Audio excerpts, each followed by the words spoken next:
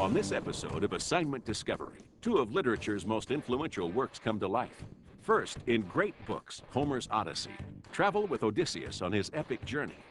Then, in great books, Plato's Republic. See why the examined life is worth living, and explore Socrates' ideal society, where the philosopher is king. And watch for questions, activities, and resources after each segment.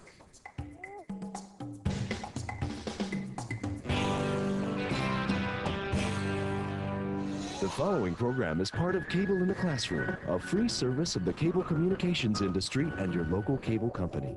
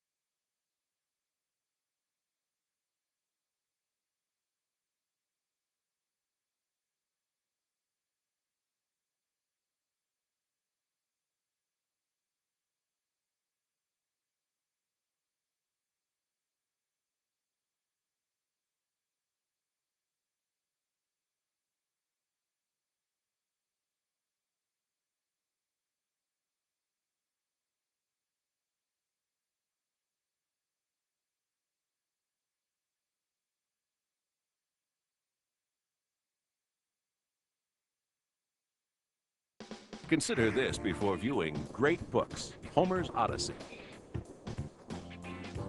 What is an Odyssey? As you watch the program, note the challenges Odysseus faces in his journey.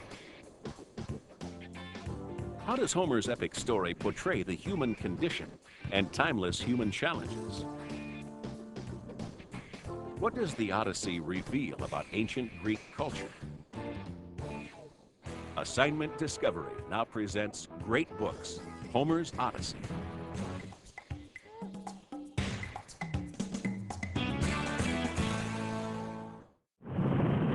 Clock start, Mike. Roger, so I'll leave it. Okay, Saddle has... Men have been embarking on Odyssey since the dawn of civilization. Okay, we're going one chapter. In 1970, Captain James Lovell, commander of the ill-fated Apollo 13 mission, named his command module Odyssey. I decided to look up the definition of Odyssey, and it was indeed a long voyage with many changes of fortune. That it was, in spades. Houston, we've had a problem. We've had a main B bus thunderbolt. You see an AC bus thunderbolt there, guy? The granddaddy of all Odysseys comes to us from 1,000 years before Christ. Translated to film in this old Kirk Douglas movie, it is the story of a mythical Greek warrior named Odysseus and his search for home. Together with its companion poem, the Iliad, they form Western literature's first action-adventure story, written by the man we call Homer. It is a grand adventure, an allegory of all our lives, writ large.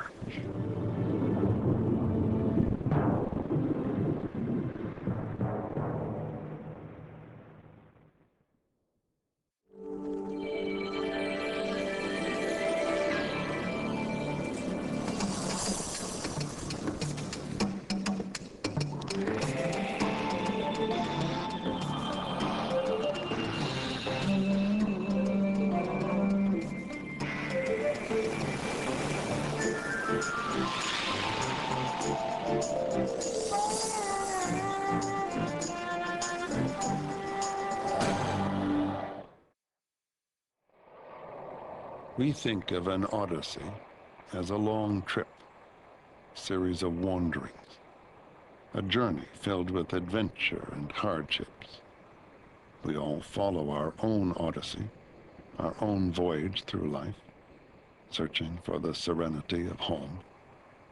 Homer evoked this human Odyssey in a poem of 12,000 lines, the first known masterpiece. Sing to me of the man, Muse, The man of twists and turns, driven time and again off course once he had plundered the hallowed heights of Troy. We first meet Odysseus in the Iliad, during one of the most famous wars in history, the Trojan War. We think the actual war happened, if it happened at all, around 1200 BC. It is in the Iliad that we read of Helen of Troy, the face that launched 1,000 ships, and in the Odyssey, the Trojan horse, which taught us to beware of Greeks bearing gifts, or gifts bearing Greeks. The warriors of the Iliad have left a legacy from the sublime to the ridiculous. These are the first stories we have in the West. And that means that if they're to last, and they have lasted for so long, they must be about virtually everything. Every time you pick up one of those stories, you're on the edge of talking about something archetypal, something that's always with us, something that's wonderfully generalized.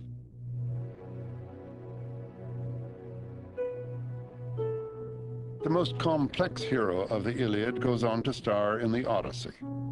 Odysseus, whom the Romans called Ulysses, was a different kind of hero. Odysseus was a draftee, brave, bold, a liar, and very, very human. Odysseus has fought long and hard at Troy on behalf of his ally, King Agamemnon. When that brutal war is over, Odysseus is eager to return to his beloved wife, Penelope, and to reassert himself as the head of the kingdom of Ithaca. The Odyssey is about that return trip. The return trip can be looked at as a series of tests, each one of which Odysseus has to pass to reach home. Odysseus' adventures, if we see them as tests, are much larger versions of the kinds of crises and problems and issues and adventures to which each of us is subject over the course of life.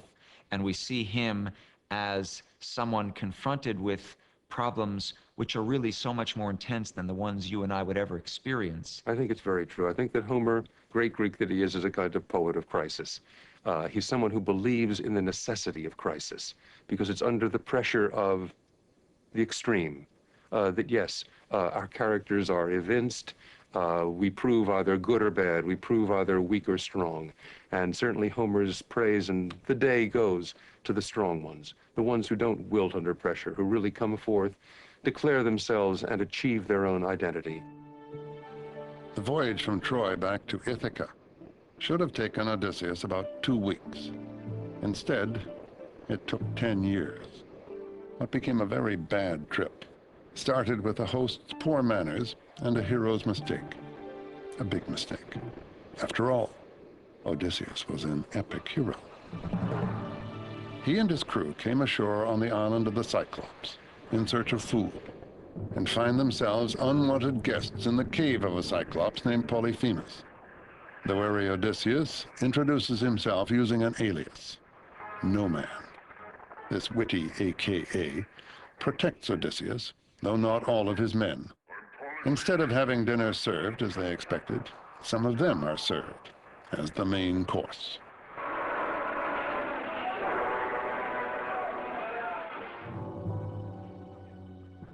The giant, having been such a dreadful host, pays dearly for his rude behavior. His payback? A poke in the eye with a sharp stick. Odysseus has triumphed. When initially Polyphemus, having been blinded and running out of his cave in rage and in anger, and in trying to get the guy who did him in, who has told him up to this point, my name is No Man, and it's a play, but Polyphemus doesn't get it. He's too dumb. But Odysseus wouldn't be Odysseus if he chose to be remembered as No Man. And in fact, we wouldn't be sitting here talking about him if that's all he had said. It's when he believes he's out of Polyphemus' reach that he yells back, the one who has blinded you, I am Odysseus, sacker of cities. Son of Laertes and king of Ithaca! The giant's father, Poseidon, is all-powerful in the realm of the sea. Polyphemus can't retaliate, but Dad can and does. Poseidon consigns Odysseus to wander the sea, and will send him through many a dangerous test. And so all of Odysseus' travails at Poseidon's hands, presumably, are a consequence of that need to say who I am. And I remind you in Greek, is ego, his ego, himself. And that is Odysseus. He is self, he is ego, he's the individual. This individual is going to have a long journey home. A Greek historian of the 2nd century BC mapped what he thought was the Odyssey's itinerary. It was a route that took Odysseus to 12 different destinations, including Egypt, Africa, and Sicily, and across thousands of nautical miles. Along the way, he would lose each of his ships and all of his men. Some ego trip. Myth is not mere fiction. Its origins lie in the efforts of early peoples to explain the world about them. Myth can be thought of as a form of history, or even an early stab at science. To the ancient Greeks, the supernatural deities who lived on Mount Olympus represented two things: the forces of nature, like water, wind, and air, and the nature of man, his desire, ambition, anger, and jealousy. And the gods not only reflected the world, they also shaped its destiny. The siege of Troy, which left Odysseus to embark on his monumental journey, is the direct result of squabbling among the gods. In this all-star struggle, Athena, the goddess of wisdom and champion of Odysseus, could represent reason and civilization, while Poseidon represents raw emotion and the forces of nature. The gods justified human life by living it themselves. In other words, being subject to the same kinds of jealousy, kind of jostling for power, kind of affection, kind of disloyalty and betrayals. All that's human seems to reside in them and lasts forever. Except the key dividing line is that they don't grow old, they don't grow ill, they don't die, and we do. Athena won't suffer the way her disciple Odysseus does. But on the other hand, she is not as grand and glorious as Odysseus is because of his suffering, and there's something more noble about us than about the gods because we pay the price that we pay. After years at sea, Odysseus wants desperately to get home, but Poseidon keeps him from succeeding. Beset by troubles, he lands at the island of the sorceress, Circe. His men behave badly at her table, and she turns them into pigs. The god Hermes has given Odysseus a potion that makes him immune. Well, I always found it, beautiful and haunting, the magical aspect. But it's funny, too, that Circe turns these men into swine, but not because she's a malicious witch, but because in a way she's dispensing justice. They behave terribly at her table, and in a way she's just metaphorically realizing their inner swine, I guess we'd call it nowadays. In a way, they had it coming, and even as a child, I relished that part. Women are very important in the poem. Women see him off on all his journeys, and I think, again, this is another metaphor for the simple fact that our mothers give us birth. They start us on life's journey, and of course, the other side of the coin from birth is death. And another thing that Odysseus learns in the poem is that he's a human being, or what it is to be a human being. Odysseus later encounters Calypso, the goddess, not the dance.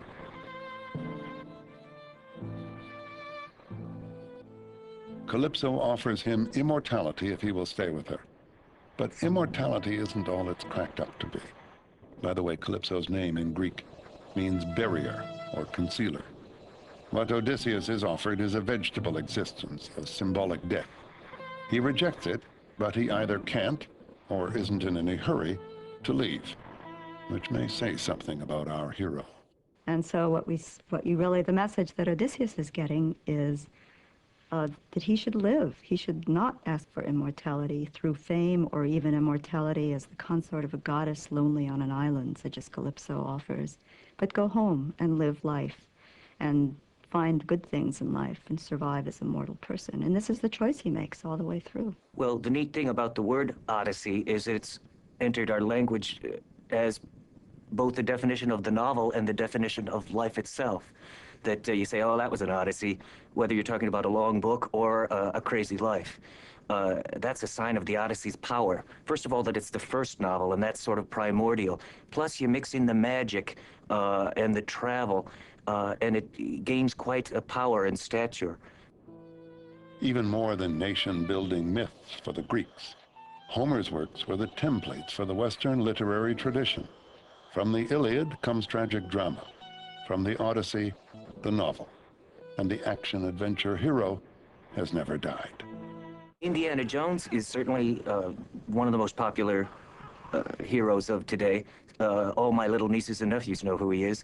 And he's more than creatures like Rambo or Arnold Schwarzenegger's Terminator, who are just mere brute force. He's like Wile E. Ulysses in that he's got a PhD in archaeology, and he can not only, dodge the arrows and steal the object, he can also recognize its value and appraise it for you.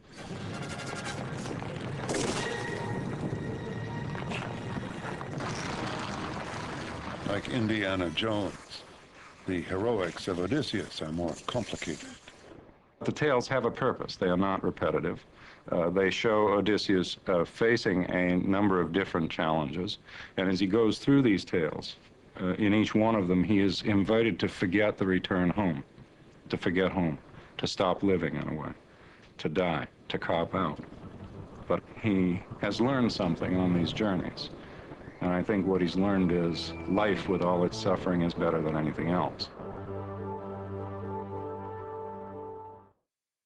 Ignition flight. Roger.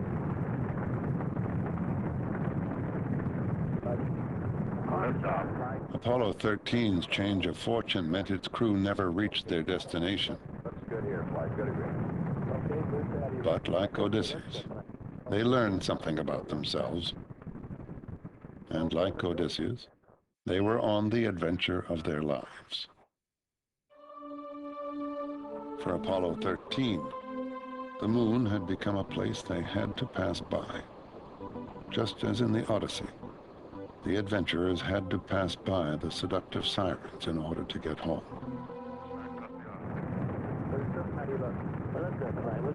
Okay, start up. We're go, flight. Looks good here. I think we are all somewhat explorers. I mean, we all have that fascination about doing things, whether it's in our fantasy or whether we actually do things. Again, go, guidance. We've had a hardware restart. I don't know what it was. Okay. Houston, we've had a problem. Okay, Houston. Life would be rather dull if you didn't have some exploration, some adventure, something that you could look back on and say, I really enjoyed that, or I got by it okay, or I never expected that I'd have the courage to do what I did. Odysseus has been years on his journey now, sailing from one ordeal to another, and more to come. Having gotten past the sirens, Odysseus knows his route will take the ship past the deadly whirlpool Charybdis and the many-headed monster Scylla, who lives in a cave above the sea. And between them, he must make a choice. Which is the lesser evil? He always has choices. He has the choice of going past Scylla or taking the route of the whirlpool. And he's been told that if he takes the whirlpool, it's most likely that the whole ship will be destroyed, sucked down into this terrible Charybdis. On the other hand, he knows that if he goes past Scylla, he will lose 6 men. So he decides not to tell his men about that, because he realizes that if they knew that 6 of them would die, they would stop rowing in that direction.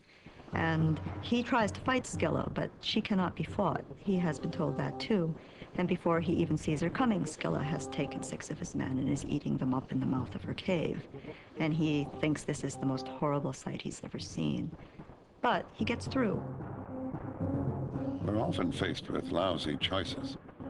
Life seems to be a long succession of trade-offs, and survival itself comes at a price, as Odysseus has learned. Homecoming is an eternal theme, an archetype, as strong today as in the time of Odysseus. The theme of homecoming appeals to everyone. Everyone who's fought in a foreign war, people who've taken hazardous journeys of any kind, even to the casual journey. There's great pleasure in coming home to the place that is yours, that is familiar to you, and to the people especially. Between the Trojan War and the sea voyage, Odysseus has been away from the kingdom of Ithaca for 20 years. In the meantime, the young men of the kingdom have taken over his household. They are demanding that his wife, Penelope, give her husband up for dead and marry one of them. But Penelope has stalled them. She says that when she completes the shroud she is weaving, she will marry. But she weaves by day and secretly unweaves by night. If she was giving in to the suitors, then there would not be any kingdom for her and for her son. So she found a way of postponing the marriage so she can gain time. Finally, Odysseus reaches Ithaca, but the goddess Athena has warned about the traitors who lie in wait for him at the palace, and he goes home disguised as a beggar. He's the outsider. There's a wonderful irony. We know who he is. We see the suitors doing things that they ought not to be doing to any beggar, but especially not to this beggar, because this beggar is the king, and he will, we know, reestablish himself. Alms for a child of misfortune. So there's a kind of tension that builds, and we wonder how Odysseus is going to achieve this, because he's all alone, one man against 100+ suitors. How's he going to do this? The queen! The besieged Penelope finally proposes a contest to the suitors. She will marry the man who can string the bow that belonged to her husband and shoot an arrow through a dozen axes. Homer has built the picture of them as ugly to make us feel not only comfortable, but I think very satisfied with that magnificent moment when one after the other of these little twerps has tried and not been able to string the bow, and that wonderful moment when Odysseus, it's the fantasy we all have. It's being pulled out of the audience to step onto the basketball court and being the superstar that no one knew was the superstar. Odysseus, the beggar, suddenly stands up straight and strong, with ease strings the bow. Bam, bam, bam.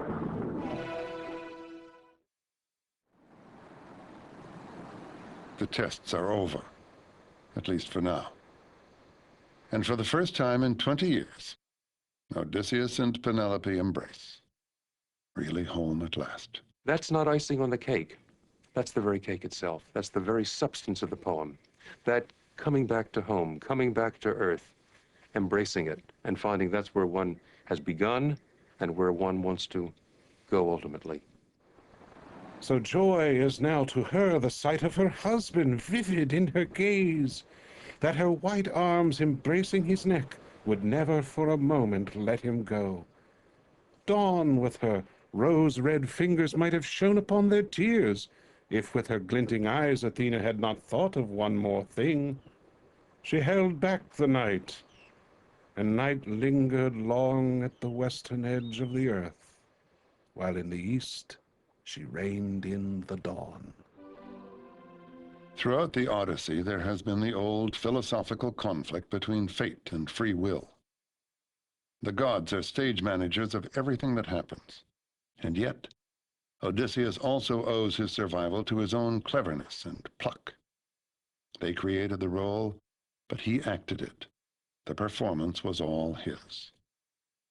It's a little bit like when we finally arrive, we humans, we die. But what we all want, and what Odysseus above all has, is to be able to say, not only when he gets home, but when he's on his deathbed, man, I lived a life. And that's part of what makes him both such a rich source of entertainment and a kind of inspiration who on the grand scale is what each of us wants to be, even if we can only hope to do it on a smaller scale.